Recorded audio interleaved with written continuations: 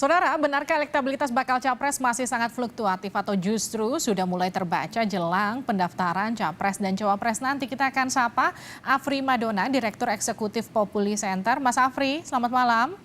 Ya, selamat malam, Mbak. Kita juga akan sapa Burhanuddin Muhtadi, Direktur Eksekutif Indikator Politik Indonesia. Mas Burhan, sehat ya?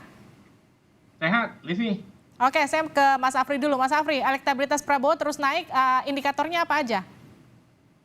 Ya, jadi kalau kita perhatikan di survei kita tadi gitu ya, itu dari dari paling tidak ya awal tahun ini. Jadi tahun ini kita mulai melakukan survei di Februari gitu ya, yang kemudian kita rilis di Maret.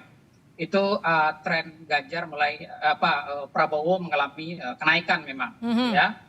Dan kenaikan ini memang cukup konsisten ya. Dari waktu ke waktu begitu, meskipun sedikit ada flat gitu ya, tetapi secara signifikan naik ya dari April ke Mei itu kira-kira naik sekitar 5% ya dari itu di luar margin of error. Jadi kenaikan yang sangat signifikan gitu ya. Nah, partly ini mungkin bisa disebabkan oleh itu tadi ya, banyak orang menduga bahwa Prabowo juga bagian dari orang-orang favorit ya Presiden Jokowi, karena kalau kita perhatikan gitu ya, kenaikan ini tidak terlepas dari juga kepuasan yang tinggi terhadap Presiden Jokowi gitu ya, kemudian endorsement Presiden Jokowi yang relatif tinggi gitu ya, dan dalam banyak hal ini mempengaruhi barangkali pandangan orang terhadap Prabowo. Jadi kalau kita coba ya cross tabulasikan misalnya dengan mereka yang memilih Presiden Jokowi di 2019 gitu, itu paling tidak ya sekitar 30% pemilih Jokowi di 2019 itu sudah memilih Prabowo. Mendukung. Iya, mendukung. Oke, itu yang kemudian jadi pertanyaan saya. Artinya apa yang kemudian diduga-duga selama ini endorsement dukungan dari Joko Widodo itu mengarah ke Ganjar Pranowo itu sudah terbukti dari hasil survei dari Populi? Iya, jadi kalau kita perhatikan dukungan ya dari pemilih Jokowi terhadap Prabowo itu mengalami kenaikan gitu ya, dari survei-survei sebelumnya begitu ya, mungkin mereka yang memilih Jokowi di 2019 itu belasan persen gitu ya, belasan persen, kemudian naik 20% dan kemudian naik hampir 30% ya, 30% di survei kita yang terbaru kalau kita cross tabulasikan gitu. Nah di Ganjar itu stabil 40% sekian. Ini yang mau saya tanyakan ke Mas Burhan, kenapa Jokowi efek justru lebih menguntungkan bagi Prabowo bukannya Ganjar? Begini, karena Pak Prabowo selama ini sudah cukup lumayan menarik kembali basis pemilihnya yang sempat lari ke Anies. Jadi game changer buat Pak Prabowo adalah jika Pak Prabowo berhasil memecah suara pendukung Pak Jokowi. Dan itu relatif berhasil dalam beberapa bulan terakhir. Jadi temuan survei Populi, kemudian Bank Kompas, itu juga kurang lebih sama polanya dengan survei indikator, di mana Pak Prabowo mulai menyalip Ganjar Pranowo. Sebabnya karena sebagian pemilih Pak Jokowi itu sudah mulai melirik Pak Prabowo. Jadi temuan survei bulan April, kemudian awal Mei yang kami lakukan, kurang lebih sekitar 24,7% pemilih Pak Jokowi 2019 yang memulai memilih Pak Prabowo. Dan itu ada kenaikan cukup lumayan dari 13% di bulan Februari. Kenapa bisa begitu? Kenapa kemudian para pemilih Jokowi tidak kemudian tegak lurus straight ke Ganjar ketika kemudian PDIP deklarasi Ganjar Pranowo? Kenapa justru terpecah ke Prabowo? Nah, masalahnya itu di peristiwa gagalnya Piala Dunia U20. Oh, impact-nya luar biasa ya? Betul. Jadi kalau kita lihat apa yang terjadi di saat pemilih Pak Jokowi mulai melirik Pak Prabowo, yaitu pembatalan Piala Dunia U20 yang dianggap oleh basis pemilih Pak Jokowi sebagai agenda presiden, tapi kemudian oleh mereka itu dianggap disabotase oleh, tanda kutip ya, disabotase oleh partainya sendiri, dengan Ganjar sebagai salah satu orang yang berada di depan untuk menolak hadirnya Israel dalam Piala U20 itu. Oke, saya ke Mas Afri lagi. Mas Afri, kalau Populi ini kan juga merilis soal karakteristik capres, ada yang tegas, itu Prabowo Subianto, koreksi saya kalau salah ya tolong. Tegas itu Prabowo Subianto, berwibawa itu Ganjar Pranowo, dan juga agamis itu Anies Baswedan. Itu unggulan untuk karakteristik masing-masing ya, betul ya Mas Afri ya? Ini punya pengaruh signifikan nggak sih untuk elektabilitas mereka? Iya, bisa jadi gitu ya. Kalau mereka mengkaitkan dengan isu ya, isu yang ingin apa namanya, yang yang itu kemudian apa menjadi concern publik gitu ya. Jadi selama mereka bisa mengkaitkan itu dengan isu yang menjadi concern publik, maka karakteristik ini mungkin bisa berpengaruh.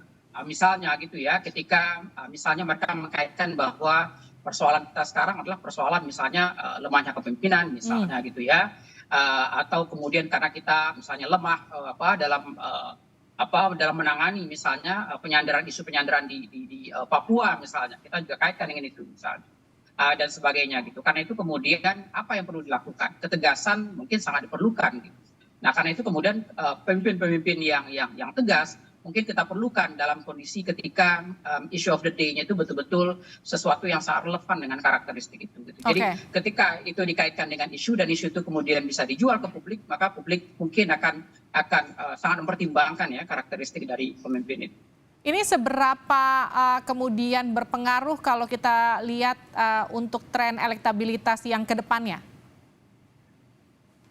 Sebenarnya kita mungkin belum bisa mengukur pengaruh gitu ya, kecuali kita bertanya dulu ke publik apa sih concern utama publik. Nah, selama ini concern utama publik lebih banyak ke persoalan ekonomi memang ya, persoalan ketimpangan ekonomi ya, harga sembako yang terkadang mahal dan lain sebagainya gitu. Nah, memang karakteristik kepemimpinan yang seperti ini belum terlihat gitu ya, karena relevansinya dengan isu-isu ekonomi masih belum terlalu terlihat gitu. Mungkin kita menemukan ada capres misalnya Anies Baswedan yang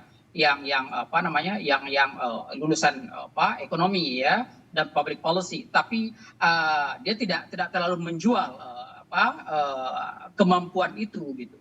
Makanya mungkin kemudian itu belum terlalu relevan. Tapi kalau dia bisa mengkapitalisasi itu dengan baik dan kemudian mengkaitkan dengan solusi-solusi ekonomi yang barangkali mungkin sangat dibutuhkan publik, ya mungkin itu bisa berpengaruh gitu ya. Tapi ini mengasumsikan itu tadi ya, tim ekonomi ya ceteris paribus lah, tim ekonomi sesama kuat itu kira-kira. Mas Burhan, Anda melihat elektabilitas trennya ini masih akan sangat fluktuatif ke depan atau ini sudah mulai stabil? Sangat tergantung oleh satu hal, yaitu tingkat kepuasan terhadap Presiden Jokowi.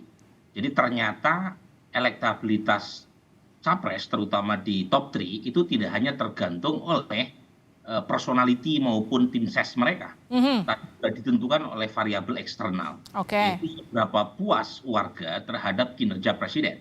Kalau kinerja Presiden Jokowi selama 9 bulan ke depan sampai bulan Februari 2024, itu tetap stabil di atas 70%, bahkan mencapai lebih dari 80%, itu kabar buruk buat Anies Baswedan, kabar baik buat Ganjar dan Prabowo Subianto. Tetapi kalau misalnya approval rating Pak Jokowi merosot, bahkan sampai di bawah 50%, saya menduga Anies Baswedan kembali menyodok ke depan. Nah, ini jadi indikator utamanya hanya soal tingkat kepuasan terhadap kinerja Presiden? Salah satu saya sebut ya. Jadi salah satu faktornya adalah approval rating. Jadi waktu Anies Baswedan di bulan November 2022 itu menyalip Pak Prabowo dan mendekati Ganjar di peringkat pertama, saat itu ketika approval rating Pak Jokowi drop 6 poin. Jadi dan sepertinya pemerintah sangat sadar itu. Makanya mereka all out, termasuk Pak Jokowi all out untuk memastikan approval ratingnya tinggi sehingga akan menekan elektabilitas Anies. Cuma kita tidak tahu persis ya 9 bulan ke depan ada atau tidak peristiwa yang memungkinkan approval rating drop. Kalau tadi dari karakter yang dirilis oleh Populi, ini seberapa signifikan kalau dari kacamata Anda, Mas Burhan? Kita pernah punya survei, ini namanya personal quality ya, istilahnya Mark and Schenk, itu 2021.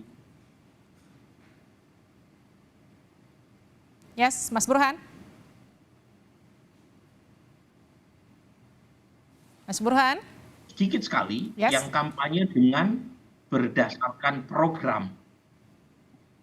Halo? Yes, dilanjut Mas, tadi terputus. Ya? Oke. Jadi pertama diferensiasi antar partai lemah, yang kedua capres kita itu gimmick. Mereka tidak kampanye berdasarkan isu-isu programatik. Oke. Dan karenanya personality jadi penting. Nah pertanyaannya, dari sekian banyak personal quality, mana yang skornya tinggi? Jadi kan ada banyak tuh personality, misalnya agamis, pintar, kemudian Ya. dekat sama rakyat, kemudian tegas, berwibawa. Pertanyaannya yang dianggap paling penting oleh publik apa? Nah makanya pembobotan perlu untuk melihat kalau misalnya satu variabel dianggap lebih penting ketimbang yang lain, Oke. meskipun misalnya ya Anies Baswedan dianggap paling agamis, dianggap paling pintar, tapi kalau ternyata religiusitas dan kepintaran tidak dianggap terlalu penting untuk dimiliki oleh seorang presiden, maka meskipun dia unggul di variabel itu juga nggak bakal ngangkat. Ya. Nah biasanya Livi, yang paling tinggi itu satu, peduli sama rakyat, caring to the people. Dua adalah bersih dari korupsi, integriti. Jadi kalau misalnya unggul di dua variabel ini, itu akan signifikan mengangkat elektabilitas dirinya. Nah kalau misalnya variabel yang lain, misalnya tegas itu cuma 14% ya. Tegas, apalagi pintar masyarakat umumnya tidak menganggap pintar penting untuk dimiliki oleh capres, karena bagi masyarakat capres itu udah pasti pintar. Mereka justru khawatir capres itu minterin orang. Makanya integritas dianggap lebih penting ketimbang aspek kepintaran. Oke, kalau karakter yang kemudian disurvei ini apakah kemudian juga akan menentukan siapa cawapres yang kira-kira cocok untuk mendampingi mereka, Mas Burhan? Betul. Jadi secara umum ya Livi ya, kalau kita lihat 3 nama ini kan pemain watak semua ya, top 3 ini ya. Pemain watak dalam pengertian kalau istilahnya Herbert Reed ya, solidarity maker. Mereka bukan technocratic people ya. Anies, Ganjar, Pak Prabowo itu kan pintar berada di depan panggung. Nah, perlu cawapres yang mungkin hands on, yang get things all done gitu ya. Nah pada titik itu perlu cawapres yang menurut saya bisa menerjunkan atau menerjemahkan visi misi capresnya tadi menjadi yang real. Kalau istilahnya ya kayak Dwi Tunggal Soekarno Hatta. Jadi ada Soekarno yang pintar pidato di atas podium, ada Hatta yang mampu menerjemahkan dalam pikiran-pikiran yang lebih teknokratik dan detail.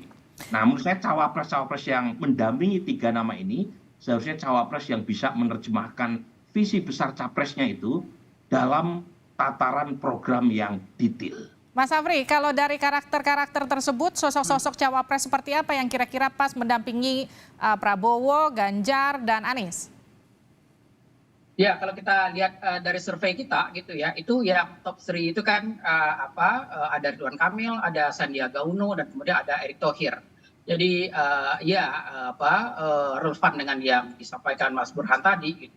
Itu adalah orang-orang yang di mata publik dilihat lebih sisi profesionalnya mungkin lebih besar ya dibandingkan sisi politisnya. Dikira seperti itu gitu. Dan ini yang kemudian publik juga menilai seperti itu ya, barangkali bahwa wakil presiden terbaik adalah mereka yang memang bisa bekerja begitu ya, bisa melakukan hal-hal yang barangkali gitu ya disampaikan oleh capres di depan publik, dan kemudian mereka yang mengeksekusi gitu. Jadi publik lebih menginginkan pemimpin dengan karakteristik yang sisi profesionalnya lebih besar dibandingkan sisi politisnya. Seberapa besar pengaruh ketika satu paslon sudah menentukan siapa cawapresnya, kemudian elektabilitasnya akan goyang, entah naik entah turun? Yang jelas itu juga sangat ditentukan oleh siapa cawapresnya dan kemudian siapa cawapres lawan. Saya kira seperti itu. Sehingga di sini kemudian kita perlu melakukan sejumlah simulasi seperti itu gitu. Karena itu kemudian ketika memilih cawapres itu para capresnya memang harus sangat berhati-hati gitu ya.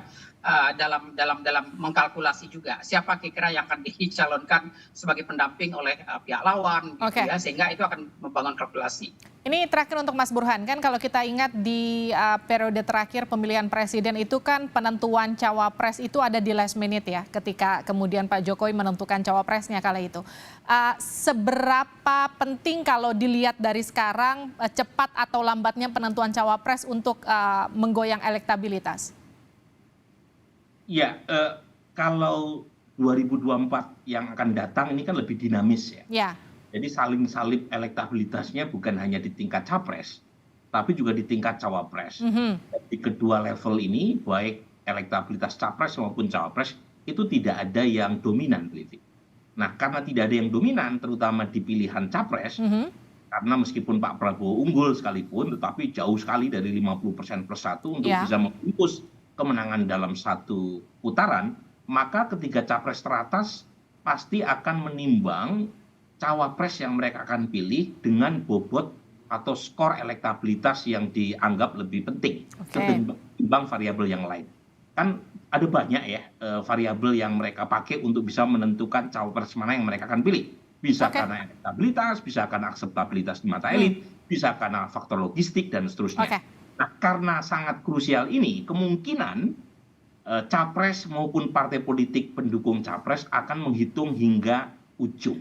Jadi cawapres sepertinya akan diundur, menunggu tadi yang istilah Bung Afri, menunggu pihak lawan untuk mengajukan cawapresnya. Jadi mereka masih saling tunggu ya sekarang ya, saling intip satu sama lain kira-kira gimana strategi geng sebelah. Manuver dari pihak lawan, kira-kira gitu. Oke, terima kasih Mas Burhan, terima kasih Mas Afri telah bergabung bersama kami di Sapa Indonesia Malam.